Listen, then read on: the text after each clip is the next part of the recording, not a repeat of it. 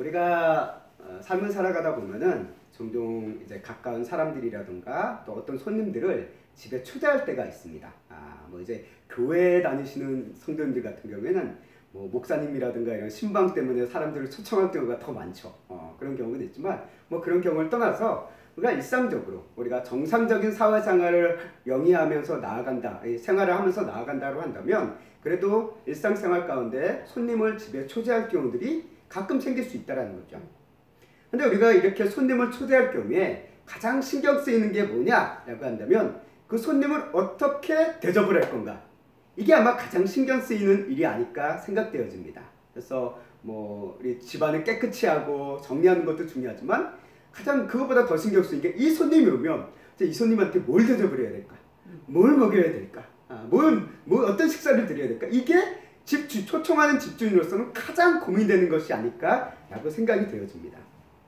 근데 만약에 이게 초청하는 사람이 친한 친구였거나 집에 자주 오는 사이라고 한다면 이 부분이 별로 신경 안 써요. 왜? 간단하게 먹으면 되니까. 뭐 이제 뭐 안 되면 같이 라면을 끓여 먹어도 되고, 너 뭐 그냥 배달 음식 간단한 거 시켜서 먹어도 친한 사이고 집에 자주 찾아오는 사이라면 허물이 없으니까 그냥 뭐 그런 거 먹어도 부담되지 않습니다. 뭐라고 하지도 않고요.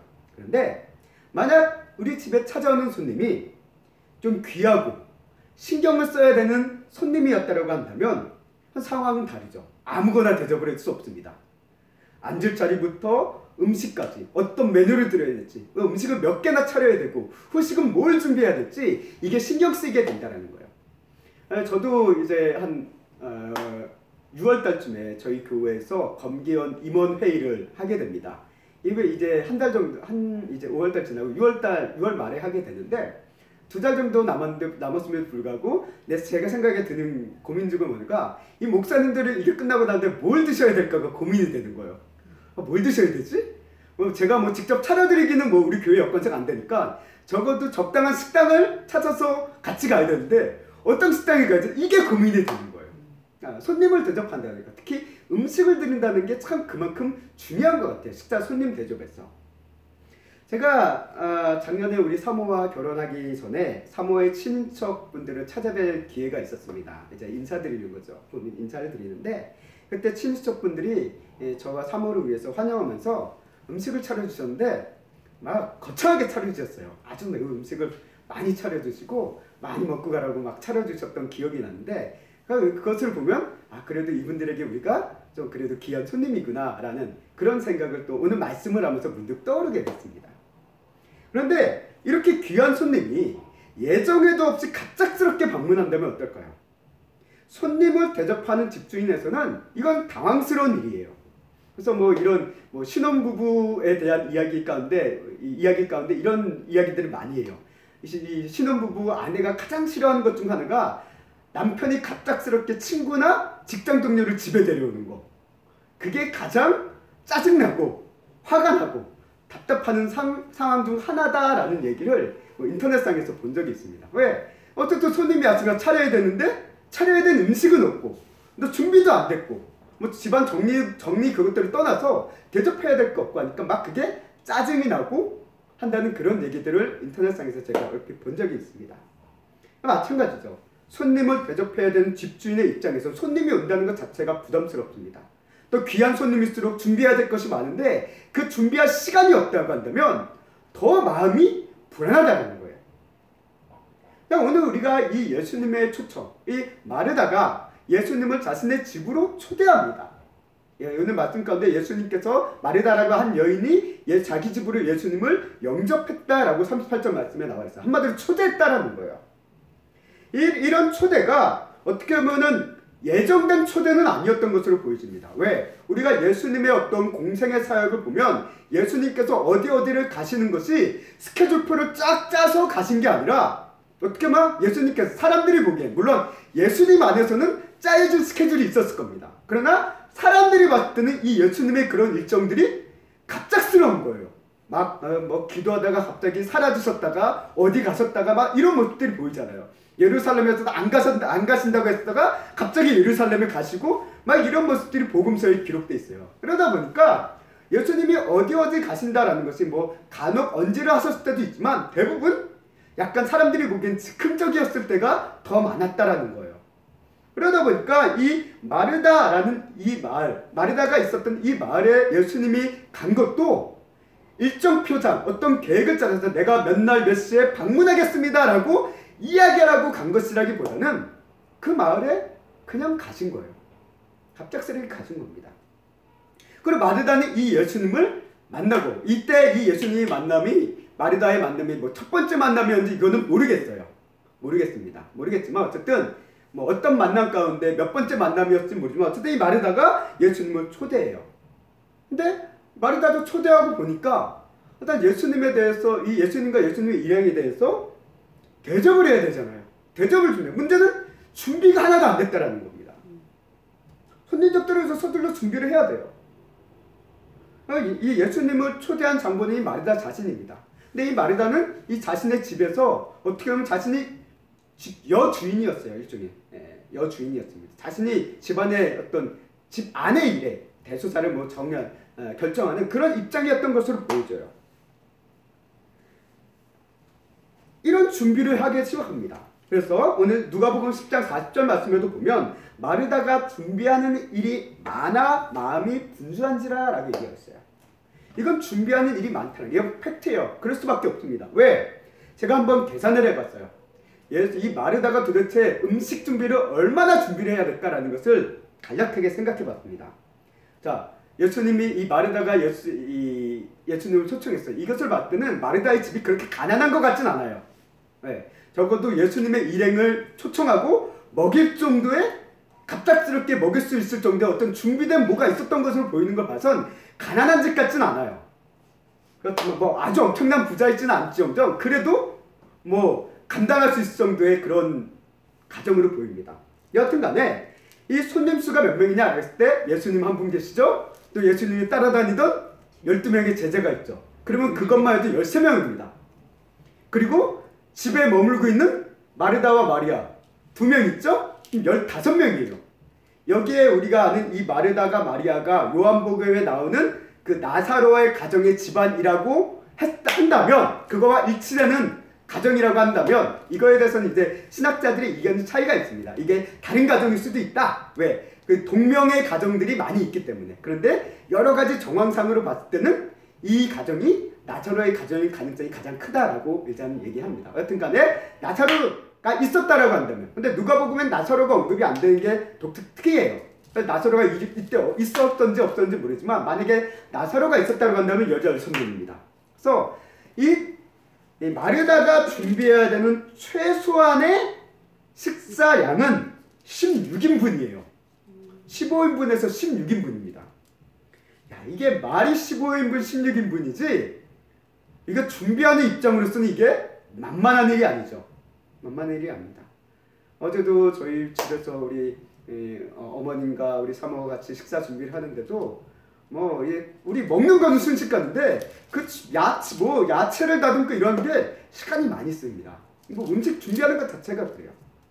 근데 16인분을 한번 생각해 본다고 해서 이 마르다가 음식을 뭐뭐 준비하는지 모르겠습니다. 그런데 오늘 말씀을 보면 음식을 한두 개 준비하는 것 같지 않아요. 많이 준비하는 것 같습니다. 여러 종류를 준비하는 것 같아요.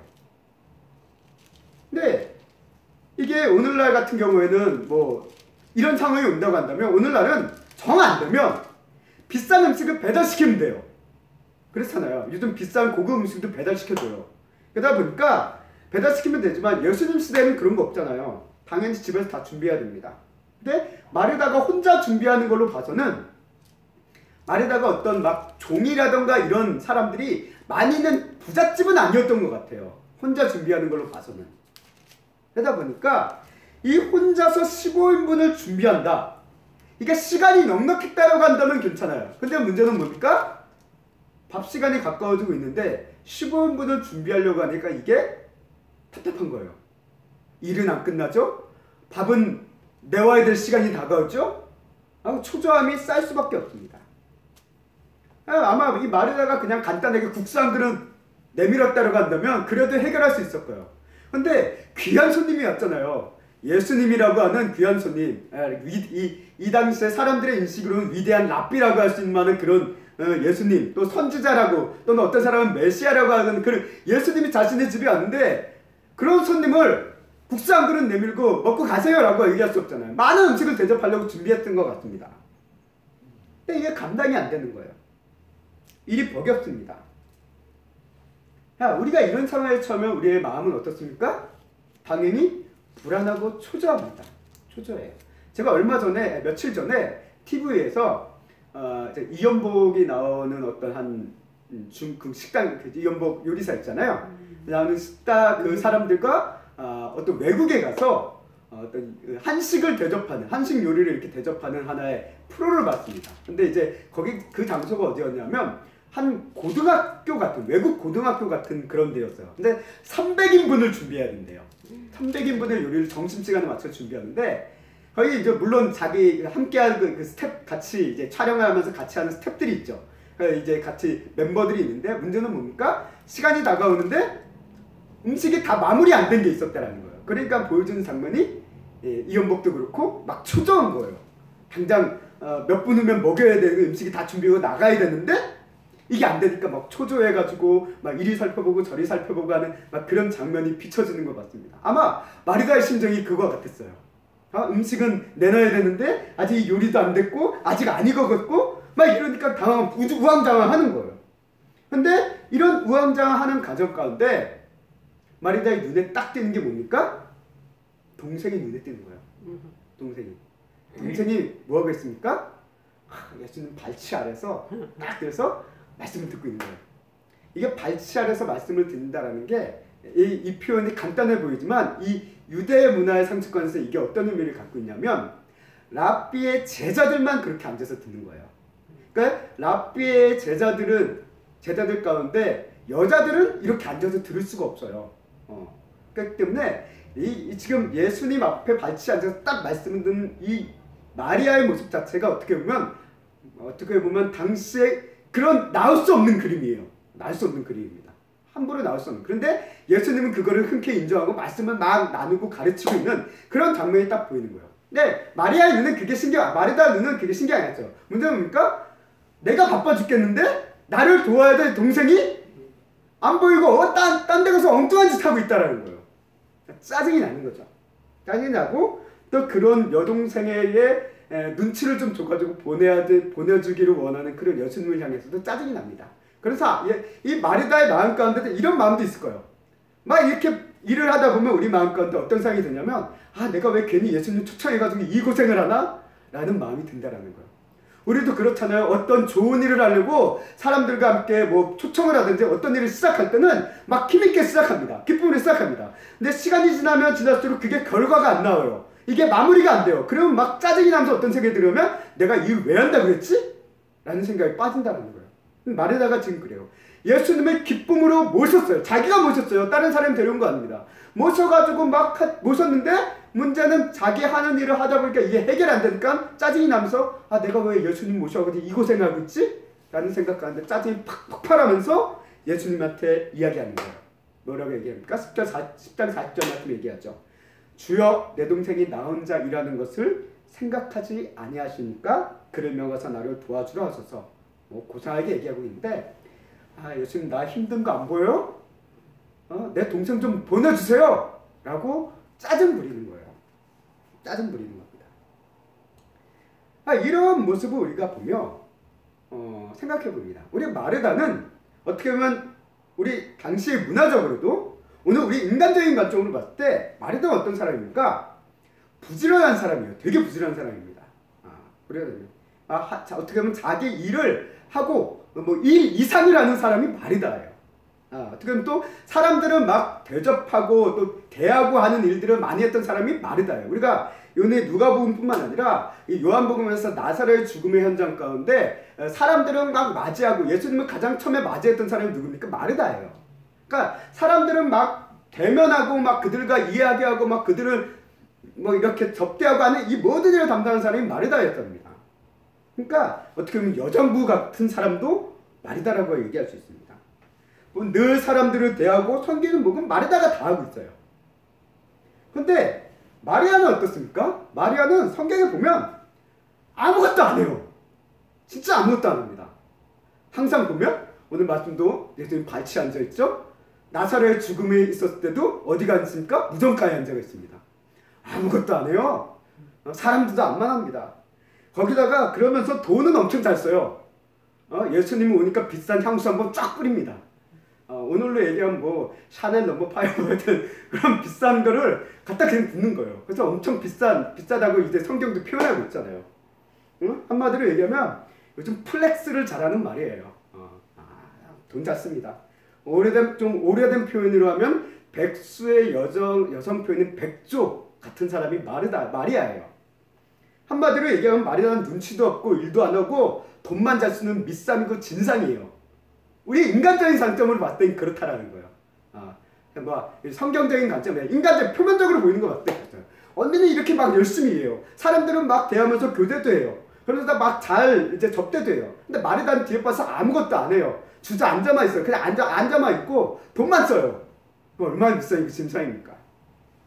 근데 예수님께서는 이 두 사람을 오늘 좀 다르게 바라보셨다는 거예요. 또 유대의 전통상으로 봤을 때 이 마리다는 그 유대인들의 전통 문화에 딱 맞는 여인이에요. 그러니까 정숙한 여인이고 그들의 문화에 같이 맞는 신부감 이렇게 볼 수 있는데 마르다는 아니야. 이렇게 볼 수 있는 사람이랍니다. 근데 예수님은 마르다에게는 오히려 약간의 질책을 하십니다.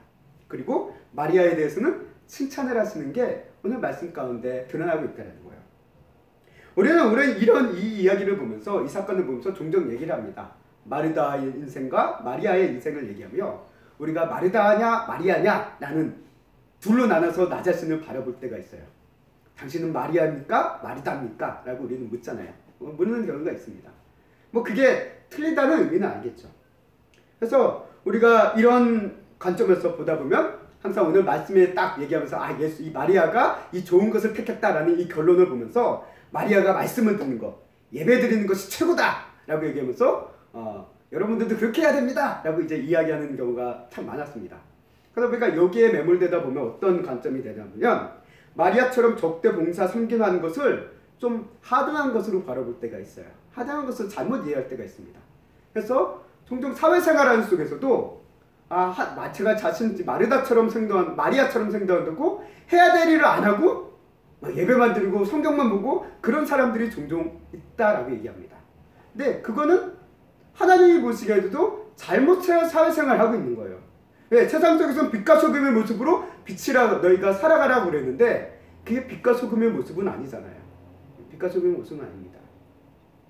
오늘 이야기는 우리가 다 마리아가 돼야 된다. 이게 아니에요.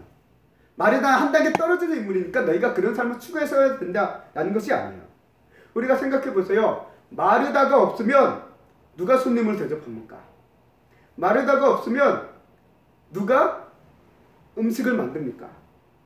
다 마리아면 교회가 안 돌아가요.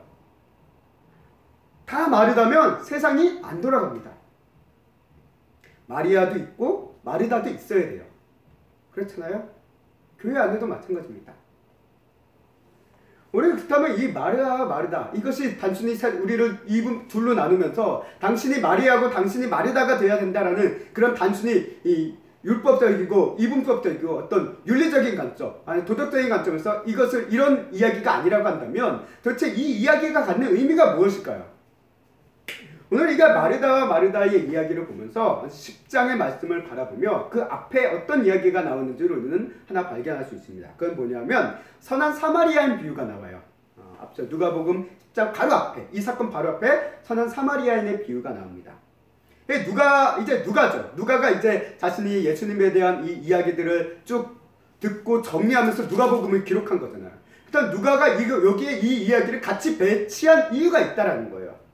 그 이유가 뭘까? 첫 번째 선한 사마리아인의 이야기를 한 이유가 무엇일까요? 이 이야기는 율법교사의 질문과 대답 속에서 이 율법교사가 얘기하죠. 하나님을 사랑하고 이웃을 사랑하라 라는 이 이야기를 합니다. 그 중에서 이웃사랑이 무엇이냐에 대해서 해답을 주기 위해서 선한 사마리아인의 이야기를 예수님께서 하셨고 그것을 이제 누가가 기록했다라고 우리는 이해해 볼 수 있어요. 그러면 하나의 또 질문이 떨어질 수 있습니다. 하나님을 사랑하고 이웃을 사랑해서 이웃사랑에 대한 이야기를 하셨어요. 그럼 하나님의 사랑에 대한 이야기는 왜 안 해주실까요?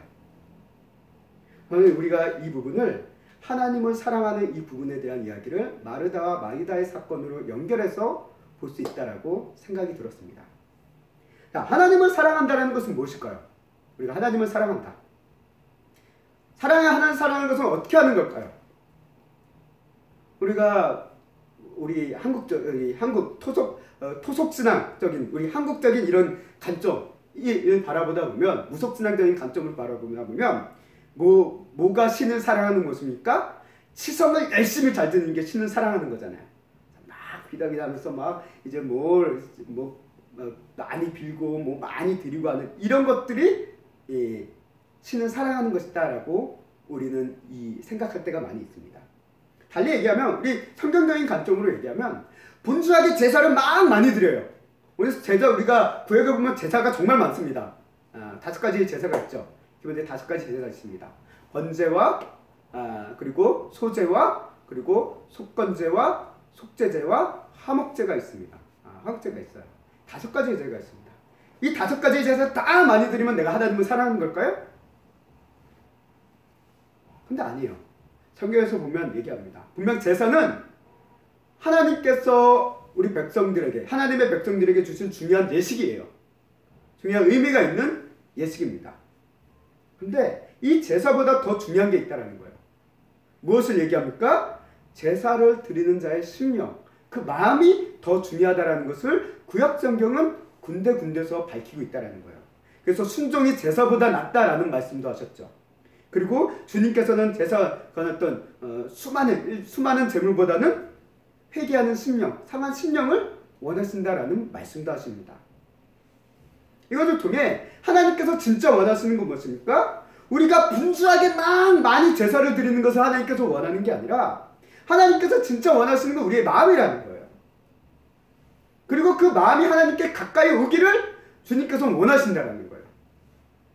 그래서 하나님께서 하나님의 백성들을 향해서 뭘 약속하십니까? 내가 너희와 함께 하겠다라는 임마누엘의 약속을 구약에서부터 얘기하시고 신약을 통해서 완성시키신 것을 우리가 얘기해요. 하나님께서 함께 하시겠다. 하나님께 너희가 가까이 하시겠다. 라는 얘기를 해요.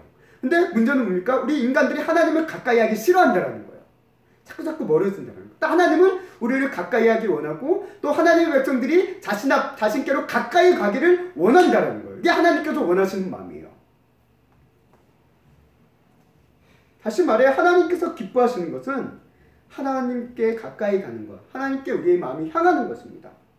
오늘 말씀을 바라보다 보면 이런 관점을 우리가 생각해 볼 수 있어요.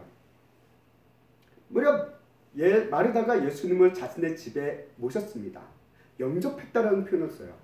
우리가 영접했다라는 표현은 우리가 그리스도인의 한 신앙의 관점으로 봤을 때 예수님을 믿고 우리 자신의 심령 가운데 예수님을 영접했다라는 표현으로 우리는 이해해 볼 수 있습니다. 결국 마리아가 예수님을 자신의 집에 영접했다는 것은 달리 얘기하면 우리 그리스도인이 예수님을 우리의 심령에 영접했다는 것과 동일한 관점으로도 우리가 볼 수 있다는 거야. 근데 문제는 뭡니까? 우리가 이렇게 예수님을 영접한 그리스도인의 삶으로 시작하고 있는데 문제는 뭡니까? 그 예수님을 영접해 놓고서 우리가 뭘 하기 시작하냐면 그 예수님의 발 아래서 예수님께 가까이 가서 예수님의 말씀을 듣고 예수님과 함께 하는 가까이 하는 삶에 힘쓰기보다는 어디에 정신이 팔리기 쉽냐면 마르다처럼 분주하게 움직이는 데 정신이 팔려서 정작 예수님과의 이 관계가 멀어지고 가까이 하지 않는 거에 우리 정신이 팔려있을 때가 더 많다는 거예요. 우리가 마르다처럼 섬김과 봉사를 많이 할 때가 있습니다. 예배를 많이 드릴 때가 있어요. 근데 정작 내 마음이 하나님께 가까이 가지 않은 상태에서 그것만 많이 할 때가 정말 많아요. 그러다 보니까 그 예배의 분주함, 그것만 예배의 많음이 우리의 마음이 주께로 향하게 하기보다는 우리의 마음이 짜증이 나요. 우리의 마음이 불평과 원망이 솟아납니다. 그래서 예배 드리는 것 자체가 힘들어요. 예배에 나오는 것 자체가 짜증이 나요. 내가 왜 예수님 믿어서 이곳에만 하나? 왜 예배를 이렇게 드려야 되지? 라는 이 불만과 원망을 우리가 돌아서기 쉽다라는 거예요. 마르다와 같은 심정에 우리가 빠진다라는 겁니다. 예수는 분명 마르다가 예수님을 모시는 그 순간에 기쁨으로 영접했어요. 기쁨으로 어서오세요 했어요. 근데 정작 자신은 어때요? 지금 분주함에 빠지니까 예수님이 모셨던 기쁨이 싹 사라진 거예요. 그리고 분주함 속에서 염려하며 근심하면서 예수님이 멀리 떨어진 상태에서 빠져있는 마르다와 같은 우리의 모습을 오늘 우리가 발견하게 된다는 거예요. 마르다가 예수님과 교제를 하지 않고 자신의 일에만 몰두하고 분주하고 있다는 것이 문제다라는 거예요. 예수님은 이 마르다를 향해서 얘기하잖아. 너희가 몇 가지만 하든지 혹은 한 가지만으로도 족하다 라고 얘기하고 있는 건 다른 성경에서 보면 내가 필요한 것이 한 가지가 있다라는 거예요. 필요한 것이 한 가지 있다. 네가 섬김과 봉사를 하고 있다는 게 무의미하다는 게 아니에요. 가치가 없다는 게 아니에요. 그게 필요합니다. 의미가 있습니다. 그것도 하나님께서 뭐 예수님이라고 이렇게 대접하고 하는 걸 싫어하시지 않겠죠. 귀한 봉사입니다. 근데 너에게 지금 필요하다라는 게 있다라는 거예요. 필요하다라는 거. 필요하다는 거. 우리가 부자 청년에 대한 이야기를 봤을 때 한번 떠올려 보게 됩니다. 부자 청년이 어떻습니까? 예수님에 대해서 영생에 대해서 묻습니다. 그래서 내가 어떻게 하면 영생을 얻습니까? 얘기합니다. 그때 예수님이 얘기하죠. 네 재산을 다 팔아서 나를 따르라. 아니 그 이전에 뭐 이제 십계명에 대한 얘기를 하시죠. 가난한 자를 뭐 이런 얘기를 하면서 그러면 네가 이제 네 재산을 따르고 나를 따르라라고 얘기하십니다. 네가 필요한 한 가지 그것을 위해서 따르라고 합니다. 이 부자 청년과 마르다는 어떻게 보면 같은 관점이에요. 하나님을 향해 나아갔습니다. 하나님과 함께하고 싶은 그리스도인의 삶으로서 시작하겠습니다. 근데 부족한 게 한 가지가 있다는 거예요. 필요한 게 한 가지가 있다는 거예요. 뭔가 많이 하고 있지만 정작 중요한 한 가지가 빠져 있다는 거예요. 마르다가 그렇다는 거예요. 우리 그리스도의 삶이 이렇게 될 수도 있다는 거예요. 하나님을 영접했습니다. 영접한 가운데 이 교회 생활 가운데 어떤 친교 가운데 그게 즐거워요. 열심히 해요. 그런데 거기에만 빠지다 보면 분명 내 안에 빠진 게 하나가 있다는 거예요. 정말 필요한 중요한 게 빠져 있다는 거예요. 우리가 손님을 초대했어요. 그 손님이 대접하는 거 중요합니다. 또 사람은 자신을 위해 준비된 음식이 많고 좋은 음식을 대접받으면 분명 기분이 좋아요. 싫어할 사람은 없습니다. 근데 이 준비 때문에 정작 이 손님과 얼굴도 마주 대하지 못하고 이야기도 나누지 못한다라고 한다면 이 초대가 과연 의미가 있을까요? 음식만 단순히 대접하고 먹고 가라라는 초대가 의미가 있을까요? 초대의 의미는 같이 음식을 나누면서 교제하고 친교하고 또 즐거운 시간을 공유하는 게 초대의 의미가 있는 거잖아요. 근데 마르다는 지금 어떻습니까? 자신의 집에 예수님을 모셨어요. 그럼에도 불구하고 예수님과 함께하는 그 시간보다는 자기 할 일에 정신을 팔려요. 물론 상황이 그럴 수밖에 없다라고 얘기할 수 있습니다. 근데 예수님과 함께하며 예수님의 대화를 나누는 그 말씀을 듣는 시간을 가지지 않았다는 거예요. 예수님이 기뻐하시는 것은 자기 일을 위해서 많은 음식을 차려주시는 게 차는 게 아니에요. 네가 나를 위해서 진수성찬을 마련해야 된다. 네가 안에서 고급 음식을 많이 마련해야 된다. 이걸 예수님께서 원하시지 않으셨다는 거예요. 예수님이 기뻐하시는 건 뭡니까? 자신과 함께하는 자들이 기뻐하신다는 거예요. 함께하는 자들. 우리 요한복음 4장 말씀을 보면 사마리아 수가성의 사마리아 여인의 이야기가 있습니다. 이 사마리아 여인과의 대화를 마친 다음에 예수님의 제자들이 딱 와서 예수님께 얘기했죠. 예수님 음식 챙겨왔으니까 음식 드세요 라고 얘기했잖아요. 그때 예수님이 뭐라고 얘기했습니까? 내가 너희가 알지 못하는 양식을 내가 먹었다라고 얘기했습니다. 근데 이 양식이 뭡니까? 숨겨놓던 양식이 아니라 이 사마리아인과의 이 교제를 통한 그 영적인 양식, 하나님의 그 심령을 풍성하게 하는, 예수님의 그 기쁘게 하는 그 양식을 내가 먹었다라고 요한복음에서 표현하고 있었던 것을 우리는 보게 됩니다. 하나님께, 예수님께서 원하시는 것은, 그리스도인의 삶에 가장 중요한 것은 일단 하나님과 교제하는 거예요. 하나님을 가까이 하는 겁니다. 그게 우리의 삶의 필요고 또 우선순위라는 거예요. 아멘. 그렇기 때문에 이런 이유로 예수님은 마르다보다 마리아를 칭찬했다라고 우리는 이해해 볼 수 있다는 거예요. 마르다나 마리아의 어떤 기질과 이런 것들을 떠나서 그들의 어떤 행적, 봉사와 섬김, 말씀 듣는 행성, 이게 우월을 떠나서 우선순위의 문제라는 거예요. 우선순위의 문제. 우선순위의 문제 그 이상으로 중심되어지는 핵심적으로 내가 가져야 될 것이 무엇이냐. 우리 그리스도인의 삶에 절대적으로 잃어버려서 안 되는 것이 무엇인가를 우리에게 이야기해주고 있다는 거예요. 아멘. 우리 교회 성도들을 뭐 교회가 크면 클수록 봉사할 게 많습니다. 섬길 게 많아요. 근데 그 봉사와 섬김 때문에 정작 내가 영적인 그 하나님과의 교제의 그 충만함을 누리지 못하면서 거기에만 매몰되는 경우가 많다라고 이야기합니다. 많아요, 실제. 그래서 분주하게 움직이는 말에다 같을 때가 많아요. 그렇게 봉사를 하다 보면 결국 나중에 어떻게 됩니까? 그 봉사하는 사람들이 항상 지쳐요. 왜? 봉사의 기쁨은 잠시입니다. 이 봉사의 기쁨이 계속되려면 뭐가 있어야 되면 그 안에 하나님께서 채워주는 은혜의 채워주심, 영적인 하나님과의 그 영적인 교제 가운데 채워주는 그 은혜의 풍성함이, 채워짐이 있어야 되는데 이게 없이 봉사만 하다 보니까 나중에는 탈진이 되는 거죠. 탈진이 됩니다. 말에다처럼. 그렇기 때문에 우리에게 필요한 것, 정말 필요한 것 한 가지가 뭐냐? 봉사도 중요하지만 하나님을 가까이 하는 것. 그리고 하나님을 가까이 하기 위해서는 우리가 절대 빼놓을 수가 없는 게 하나님의 말씀을 듣는 거라는 거예요. 하나님의 말씀을 듣고 그분의 말씀을 가까이 하고 또 때로는 기도하고 하는, 이것을 결코 뺄 수가 없다는 것입니다. 우리가 사도행전을 보면 사도들이 초대교회에 어떤 일이 일어납니까? 이제 헬라파와 히브리파 과부들한테 이제 음식을 나눠주는 일을 하잖아요. 마찬가지로 하는데 사람이 많아지면 많을수록 이 사도들이 거기에 나눠주는 일에 모든 힘을 쏟게 되고 또 그게 잘 안 나눠주다 보니까 막 이 과부들끼리 싸우는 일이 발생하잖아요. 그러니까 사도들이 어떤 결단을 내립니까? 우리의 일을 대신할 7 뒷자리를 세웁니다.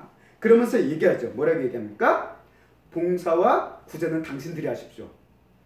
우리는 말씀과 기도에 전념하겠습니다. 라고 얘기합니다. 이게 뭘까요? 사도들이 말씀과 기도가 더 우월하고 하등한 일을 7 집사에게 맡기겠다? 이게 아니에요. 사도로서, 영적인 지도자로서 우리는 이 하나님과 가까이 하는 이것들을 잃어버릴 수가 없다는 거예요. 이게 먼저 돼야 된다는 거예요. 그렇기 때문에 우리는 여기에 먼저 힘쓰겠습니다. 당신들을 위해서 우리가 여기에 힘쓰겠습니다. 그러니 당신들은 우리를 대신해서 이 부분을, 이 구제와 봉사의 섬김의 부분을 감당해 주십시오라고 일을 맡기는 거죠. 우리가 누가복음 10장의 전체 이야기를 봤을 때 10장은 이렇게 이야기를 정리합니다. 하나는 예수님의 전도, 제자들의 전도 여행의 이야기가 나옵니다. 그리고 전도 여행 후에 그들을 향해서 기도하는 예수님의 얘기가 나와요. 그리고 선한 사마리아인의 이야기가 나오고 마지막 마르다와 마리아의 이야기, 이 3가지의 이야기로 누가복음 10장이 구성되어 있습니다.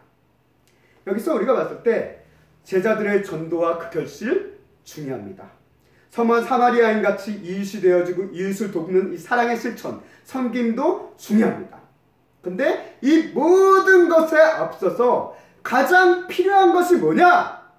하나님과의 교제, 하나님을 가까이 하는 것, 그리고 그 교제를 위해서 하나님의 말씀을 듣는 것에서 이 모든 것들이 시작되어져야 된다는 것을 우리에게 이야기하고 있는 것이 이 누가복음의 10장의 전체의 흐름이다라고 우리는 이해해 볼 수 있다는 거예요. 하나님의 말씀을 듣는 이 교제, 하나님과 가까이 하는 이 교제의 순간이 없으면 우리는 결코 하나님을 사랑할 수 없어요. 내가 열심히 봉사하고 일하는 것이 하나님을 사랑한다는 명목으로 일하지만 결국은 어떻게 됩니까? 그 봉사하고 섬기는 일을 하는 나 자신을 사랑하는 것이 될 수밖에 없어요. 왜? 내가 이런 봉사를 한다. 내가 이런 수고를 한다. 내가 이런 애를 쓴다라고 결국은 나를 바라볼 수밖에 없어요. 우리 인간은 그렇습니다. 하나님을 위해서 일한다라고 처음은 시작해요. 근데 계속 그걸 가다 보면 결국 내가 이 일을 한다라는 걸로 우리의 마음은 향하게 된다는 거예요. 하나님을 사랑하지 않고 나를 사랑하게 된다는 거예요.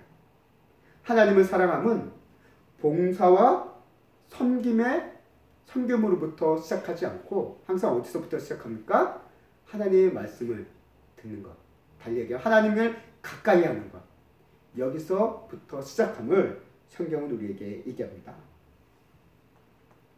이제 말씀을 정리하겠습니다. 오늘 우리의 성도의 삶은 마르다와 마리아의 삶, 이 2가지로 딱 나눌 수 없습니다. 우리의 성도의 삶은 이 2가지를 다 가지고 있어야 돼요. 다 가지고 있어야 됩니다. 그러나 이 중에서 결코 잃어버릴 수 없는 부분이 있다고 한다면 마리아와 같이 하나님과 교제하고 하나님을 가까이 하는 이 필요한 한 가지, 이 좋은 편, 예수님께서 이것을 좋은 편이라고 얘기하고 있어요.